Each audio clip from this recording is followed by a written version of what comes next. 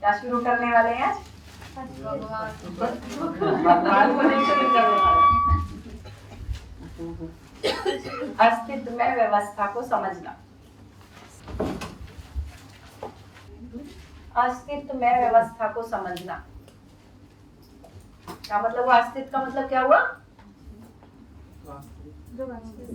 अस्ति मीन्स होना, जो कुछ भी है मतलब होने को समझना, जो है उसको समझना।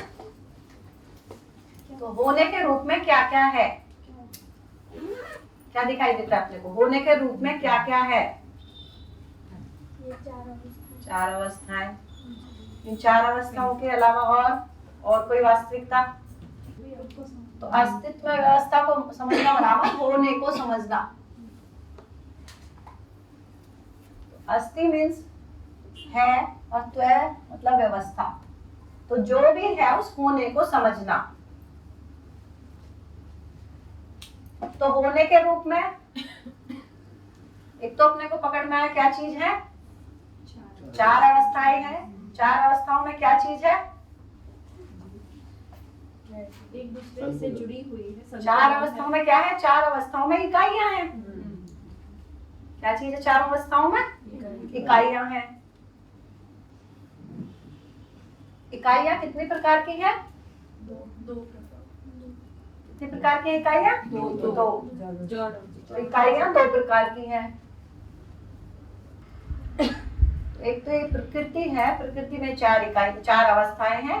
चार अवस्थाओं में दो प्रकार की इकाइयां हैं।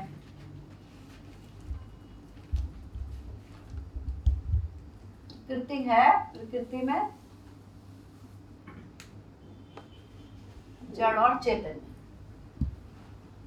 इतनी चर्चा अपनी हुई है ना? कल क्या किए थे कि इधर क्या रखे थे? इधर जड़ इकाइयां और इधर कल रखे थे चैतन्य इकाइयां।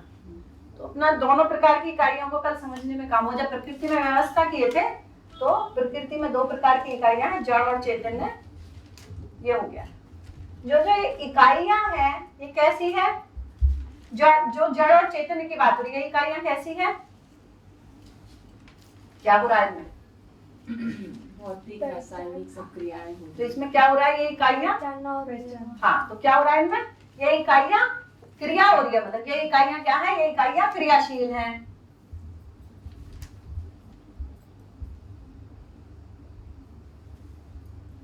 मतलब ये ध्यान रखें कि क्रियाशील क्या? ये इकाइयां जो है ये क्रियाशील है, चाहे वो जड़ है चाहे चैतन्य है। कल बात हुई कि तीन क्रियाएं हैं, भौतिक क्रिया, रासायनिक क्रिया और जीवन क्रिया। तो ये दो प्रकार की इकाइयां हैं, दोनों में या तो भौतिक क्रिया, रासायनिक क्रिया, जीवन क्रिया, तीन ही क्रिया हो रही है। ठीक है? तो ये इकाइयां क्रियाशील हैं। और इन इकाइयों के अलावा और क्या वास्तविकता है? इस पे चर्चा हो गई है। इन इकाइयों के अलावा और क्या वास्तविकता है? कोशिका तो इकाई हो गई ना। तो भूत प्रेत जिसको हम देख नहीं सकते, ये सब तो हम देख सकते हैं, जो नहीं देख सकते क्या चीज है? जैसे भगवान, भूत प्रेत है?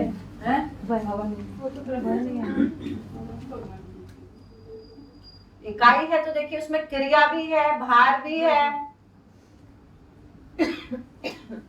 मान लो इस हॉल में से, इस हॉल में अपने को क्या क्या दिखाई दे रहा है? इस हॉल में क्या क्या इकाइयां हैं? पंखा, बत्ती, दीवार, बोर्ड, आप में बाकी सारे है ना? इनको सबको इस हॉल से बाहर निकाल दें। वैक्यूम। जल्दी हो गया। है ना? क्या चीज हुआ कि इसमें से सबको निकाल दें। जो इकाइयां हैं उन इकाइयों को, इनको सबको निकाल दें। खाली हो गया। तो क्या हुआ? क्या बचेगा? खाली स्थान। और तो किसको समझना आपने? खाली स्थान। तो ये क्लियर होगा कि दो प्रकार की इकाइयां हैं, दोनों को मन ने समझने का काम किया, जड़ इकाइयां और चेतन इकाइयां। तो होने के रूप में अस्तित्व में दो प्रकार की वास्तविकताएं हैं। क्या क्या दो वास्तविकताएं हैं? होने के रूप में अस्तित्व में दो प्रकार की वास्तविकताएं हैं।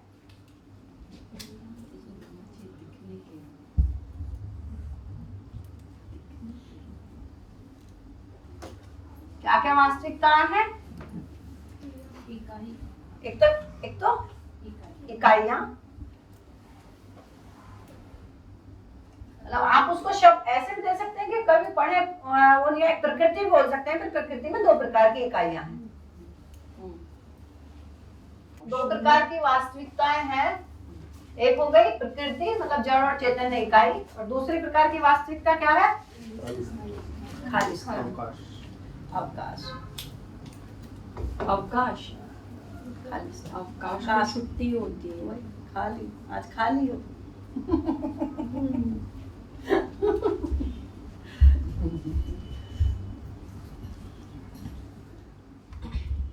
ये खाली स्थान,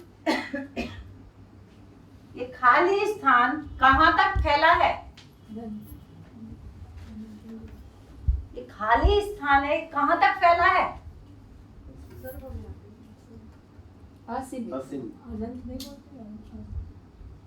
अनंत बोलने से जब हम लगाते हैं इसके बाद अनंत, इसका मतलब कुछ और अनंत हो गया, मतलब फिर इसका मतलब आदि है, अंत है, फिर वही मामला आता है कि और भी हो सकता है। पूरे ब्रह्मांड में अभी ब्रह्मांड क्या?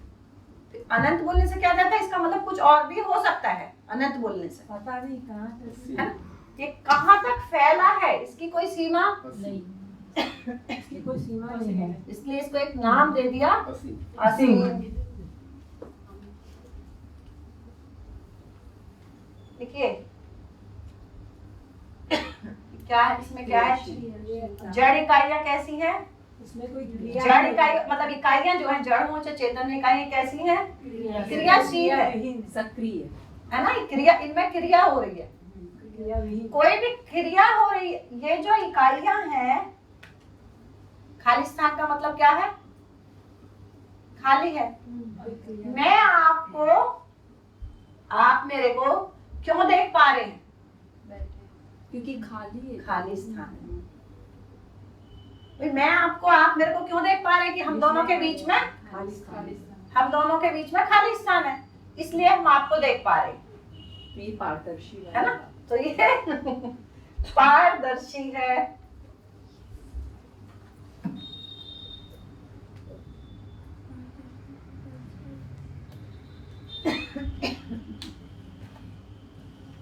और ट्रांसपेरेंट,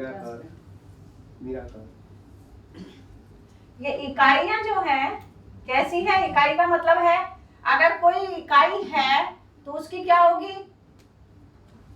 कोई सीमा होगी। इकाई है, ये दिख रहा है, ये इकाई है, इसका कोई फॉर्म है ना? तो इसका इकाई है, इकाई का मतलब उसकी कोई सीमा होगी। स्पेस रोकता है इसमें। 6 ओर से घिरी हुई वस्तु बराबर इकाई, है ना? तो इकाई है, इसका मतलब उसकी आकार है, उसकी सीमा है। तो ये सीमित है।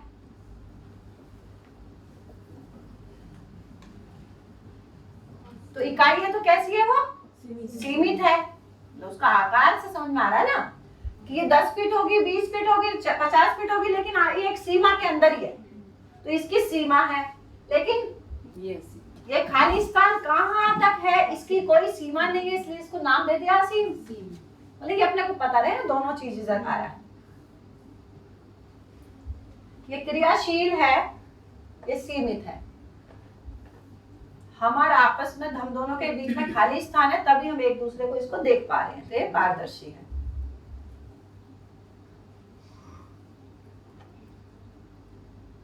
ये क्रियाशील है का मतलब क्या हुआ? क्रियाएं होती है, आकार बदलते हैं। हाँ, एक इकाई है, उस मतलब उसमें क्रिया हो रही है, तो क्रिया किस चीज के बिना नहीं होगी? क्रिया किस चीज की बिना? क्रिया कब होती है? परिवर्तन के लिए ना। मतलब क्रिया जब हो रही है जब उसको कोई ऊर्जा मिल रही है। एनर्जी एनर्जी है ना। एनर्जी बिना ऊर्जा के कोई क्रिया नहीं होगी। ठीक हो ना कि ऊर्जा है इसलिए ये इकाइयां क्रियाशील है। ये इकाइयां कब कब क्रियाशील है कि उसको कोई ऊर्जा मिल रही है। है ऊर्जा मिल रही है। पोटेंशियल एनर्जी काइनेटिक एनर्जी वो जो पढ़ते हैं ना काइनेटिक एनर्जी एंड पोटेंशियल। तो इनको मतलब ऊर्जा मिल रही है इसलिए क्रियाशील है। तो इसलिए इनको ऊर्जा मिल रही है इसलिए इसको बोला सापेक्ष ऊर्जा, क्योंकि इनकी ऊर्जा होने का आधार क्या है, कोई दूसरी चीज से ये ऊर्जित हो रही है, तो इसलिए इसको बोले सापेक्ष ऊर्जा। इकाइयां जो ऊर्जित हैं मतलब वो किसी कोई उनको ऊर्जा प्राप्त है वो इसलिए ऊर्जित है, वो अपने आप नहीं कर सकते, अपने आप नहीं हो रहा है उनमें, उनको हाँ उनको ऊर्जा प्राप्त है, उनको ऊर्जा उपलब्ध है इसलिए वो ऊर्जित हैं। तो इसका मतलब वो सापेक्ष ऊर्जा हो गया, कोई ऊर्जा उनको उपलब्ध है इसलिए वो क्रियाशील है। लेकिन यहाँ क्या बात हो रही है कि जिस ऊर्जा का देखिए यहाँ क्या ऊर्जा का स्रोत मालूम है, जिस ऊर्जा का स्रोत मालूम हो मतलब कहीं से उसको ऊर्जा मिल रही है, इसका मतलब सापेक्ष ऊर्जा। जिस ऊर्जा का कोई स्रोत नहीं हो, अंदर से ही जिस ऊर्जा का कोई स्रोत नहीं हो लेकिन वो स्वयं में ऊर्जित है, अपने आप में तो उसको बोला निरपेक्ष ऊर्जा।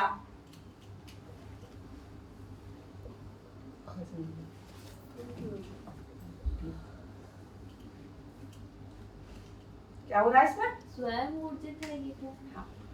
मतलब वो उसमें वो स्वयं ऊर्जित है, उसको एक नाम खाली स्थान है, वो असीम है, कहाँ तक फैला है, वो आर पार है, पारदर्शी है, उसके आर पार देख सकते हैं, वो निरपेक्ष है मतलब वो उसके ऊर्जा उसका कोई आधार नहीं है, वो स्वयं में ही ऊर्जित है। आगे लेकिन इसमें क्या है, सापेक्ष ऊर्जा कैसा हो गया कि उसमें कोई आधार है, उसका मतलब वो स्वयं में ऊर्जित नहीं है लेकिन ऊर्जा ले ऊर्जा है, मैंने उसको किसी से ऊर्जा की अपेक्षा है, सो इट इज तभी ऊर्जित होंगी वो, है ना। तो ये इसको ऊर्जा प्राप्त है मतलब इसको प्राप्त है ही, मतलब प्राप्त करने वरने वाला मामला नहीं है, इसको ऊर्जा प्राप्त है लेकिन ये स्वयं में ही ऊर्जित है, इसको ऊर्जा प्राप्त है और ये स्वयं में ही ऊर्जित है, इसलिए इसको बोला निरपेक्ष ऊर्जा। स्वयं में ऊर्जा है, इसका मतलब ये भी हो सकता है कि किसी को ऊर्जा देती है। हाँ, देना लेने वाला मामला नहीं है, हर इकाई ऊर्जित है, इसकी होने के रूप में हर इकाई ऊर्जित है क्योंकि ये सबको प्राप्त है ही, इसको प्राप्त करना नहीं है मतलब ये सबको प्राप्त है, इसलिए हर इकाई है ना, हर इकाई ऊर्जित है। बोल बात ही ना, अस्तित्व ही से अस्तित्व है, तो दो होने के रूप में दो वास्तविकता हुई ना, दो वास्तविकताएं हैं, एक तो प्रकृति जड़ और चेतन और दूसरा व्यापक बोले, खाली स्थान बोले, शून्य बोले, तो इसको नाम अभी तो क्या हुआ व्यापक, क्या मतलब हुआ व्यापक का, तो सह अस्तित्व किस लिए बोला गया कि दो प्रकार की वास्तविकताएं हैं, एक तो इकाइयां और एक व्यापक है, ठीक है। इनकी क्रियाशीलता कब है कि इनको ऊर्जा प्राप्त हो रही है लेकिन ये स्वयं में ही ऊर्जित है, इसलिए इसको नाम दिया निरपेक्ष ऊर्जा। व्यापक क्या मतलब है, फैला हुआ मतलब ये सबको सर्वत्र, इस सबको सर्वत्र उपलब्ध है ना, तो इसको एक नाम दे दिया व्यापक।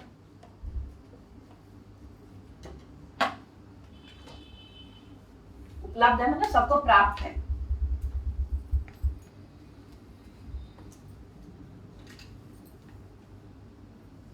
तो ये इकाइयां सीमित है, सीमित है मतलब नियंत्रित है ना।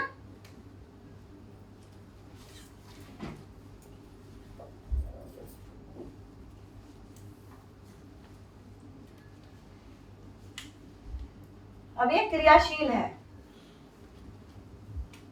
लेकिन इसमें क्या हो रहा है, इसको ऊर्जा प्राप्त है ना। क्रियाशील कब है कि उसको ऊर्जा प्राप्त है, इसलिए क्रियाशील है। लेकिन इसमें ये निरपेक्ष है, इसको कोई अंदर से ऊर्जा तो मतलब अंदर इसको उसके है ही। मतलब ये स्वयं में ऊर्जित है, क्रियाशील ही है। इसमें कोई क्रिया नहीं हो रही है, इस स्वयं में ही ऊर्जित है। तो इसको नाम दिया क्रिया शून्य। इसको ऊर्जा प्राप्त है इसलिए क्रियाशील है, लेकिन ये स्वयं में ही ऊर्जित है ना। क्रियाशील। तो इसको बोला क्रिया शून्य, इसमें स्वयं में कोई क्रिया नहीं हो रही है। तो ये इसमें ऊर्जा है। ये स्वयं मतलब अस्तित्व में होने के रूप में बात हुई ना, होने के रूप में अस्तित्व में दो ही वास्तविकताएं हैं, एक इकाइयां हैं, मतलब जो है अपने उसको होने को समझना है।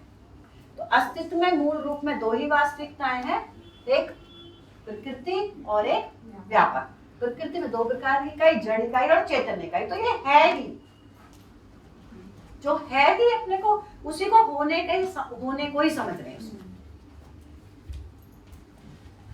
इसमें हम अलग से कुछ हमारा इसमें मानव का कुछ योगदान है, बस अपने को इसको समझ ही सकते हैं, इतना ही योगदान है। होने के रूप में वो है ही नहीं। हम समझेंगे तब भी है, नहीं समझेंगे तब भी है ही। कहाँ से आए? है ही मतलब अस्तित्व में दो ही वास्तविकता है ही, उस होने को ही समझना है। तो क्रिया शून्य, इसका मतलब क्या हो गया कि इसमें ये कोई क्रिया नहीं करता, इसमें कोई क्रिया नहीं होती। ठीक हो गया, मतलब इसमें कोई क्रिया नहीं हो रही है, क्रिया शून्य है।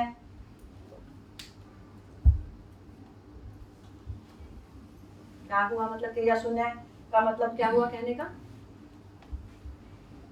क्रिया विहीन है, क्रिया नहीं अंदर करते। कोई फेरफार उसमें कुछ कोई होता ही change नहीं, नहीं चेंज आएगा। होता है। As it is, ना तो स्वयं में क्रिया हो रही है उसमें, जैसा और ना है वैसा ही है। तो जब इसमें अब कभी गर्मी ज्यादा पड़ती, सपोज वो सूर्य के पास हो, तो वो जो वैक्यूम है, जो व्यापकता है सूर्य के पास है, तो उसकी जो वो गर्म नहीं हो जाती नहीं। वो जगह। ये किसी प्रभाव से प्रभावित है, इसमें कोई क्रिया ही नहीं है, तो कैसे प्रभावित होगा ये? भाई प्रभावित होता है इसका मतलब क्रिया हो रही है, प्रभावित तो हम हो रहे है ना। प्रभावित इसमें वाला मामला ही नहीं है, तो स्वयं में ऊर्जित है, इसमें कोई क्रिया नहीं हो रही, ना प्रभावित कर रहा है ना प्रभावित हो रहा है, इसमें कोई क्रिया नहीं है।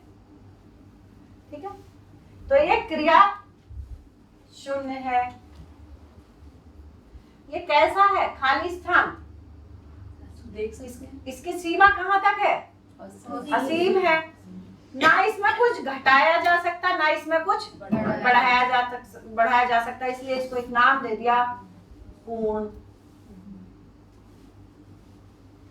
ये अपने आप में पूर्ण है, ना तो हम इसमें कुछ घटा सकते ना इसमें कुछ जोड़ सकते।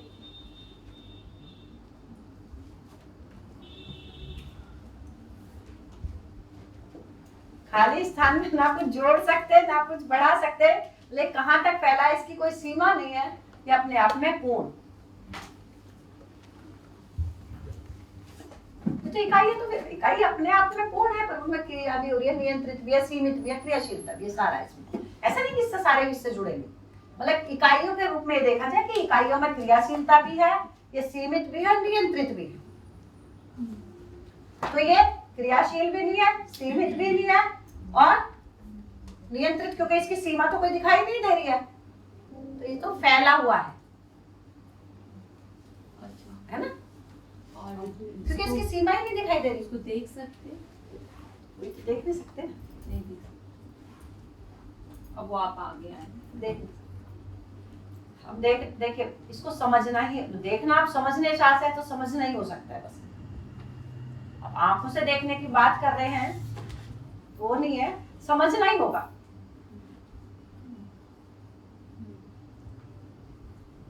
ये बोला अनुभव को देख सकते हैं कि समझना ही होगा, जब अनुभव होगा समझना ही। ठीक हो गया, चलिए फिर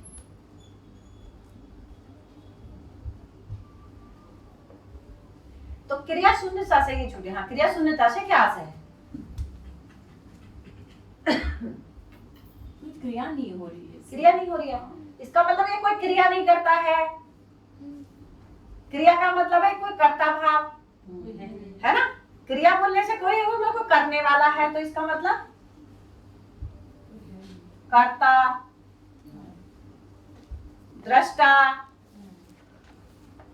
दृष्टा का मतलब क्या है? कोई देख रहा है। देखने वाला। जब इसमें क्रिया ही नहीं हो रही तो देखेगा कैसे? दृष्टा, कर्ता, भोगता नहीं है। जब देखिए दृष्टा भी क्रिया है, कर्ता भी क्रिया है, भोगने वाला भी क्रिया है। इसमें तो क्रिया शून्य, इसमें तो कोई क्रिया हो नहीं रही है, तो क्या हो गया ये? ना तो ये करता है, अकर्मण्य है। ना तो ये करता है, ना ये देखता है, ना ये भोगता है। तो इसमें दृष्टा, कर्ता, भोगता नहीं है। नहीं लगा हुआ तो लगेगा कि ये यही सब कर रहा है।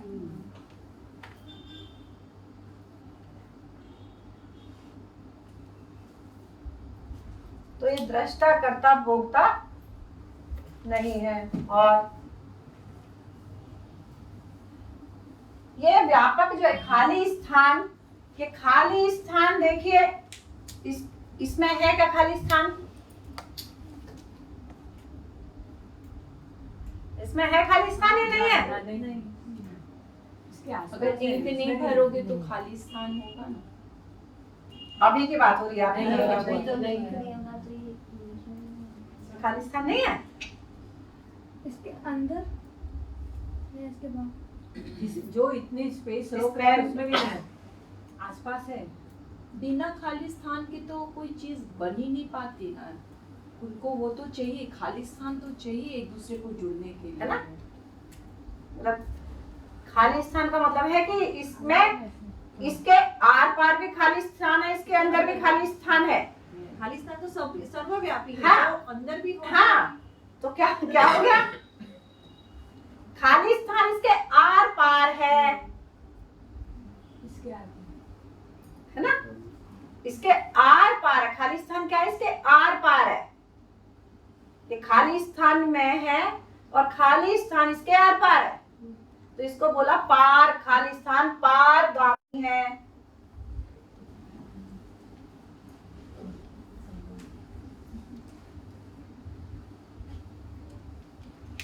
खाली स्थान आर पार है, ये खाली स्थान में है, खाली स्थान इसके आर पार है, इसके लिए इसको बोला पारगामी। पारगामी का मतलब आर पार है, पार इस खाली स्थान इसके आर पार। तो देखिए इसको अगर वैसे मोटे रूप में भी देखें, इसको आप पिचकाएंगे तो कितना छोटा हो जाएगा। हो जाएगा। लोहे की आप इतनी बड़ी बॉल को भी पिचकाओगे तो कितनी हो जाएगी? अरे इतनी हो जाएगी। उसके बाद भी उसमें खाली स्थान है, क्योंकि निश्चित अच्छी दूरी में जुड़ने के लिए जो बात करें, निश्चित अच्छी दूरी तो उतनी चाहिए ही। अपने को लग रहा है ये इनमें कोई खाली स्थान नहीं है, है ना? फिर भी हाँ, तो क्या हो गया? तो खाली स्थान आरगामी है। खाली ये- स्थान पारगामी है, ऐसा लिखा मतलब व्यापक बोले, खाली मतलब इसको नाम दे रहे हैं, हाँ।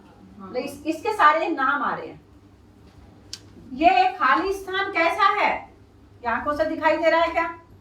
जैसे आत्मा, आत्मा की क्या बात हुई? आत्मा दिखाई देती है क्या? महसूस कर सकते है ना? आत्मा की बात हुई कि मन, वृत्ति, चित्त, बुद्धि, आत्मा, ऐसे बात हुई। हैं। तो जीवन ही पकड़ में नहीं आया। जीवन मतलब एक परमाणु के रूप में, तो क्या निकल के आया कि आत्मा, आत्मा से भी सूक्ष्म होने के कारण, आत्मा मतलब कितनी छोटी चीज है कि वो पकड़ में नहीं आती है, लेकिन देखिए देखने, आंखों से बड़ा गणित, गणित से बड़ी समझ। क्लियर हुआ है?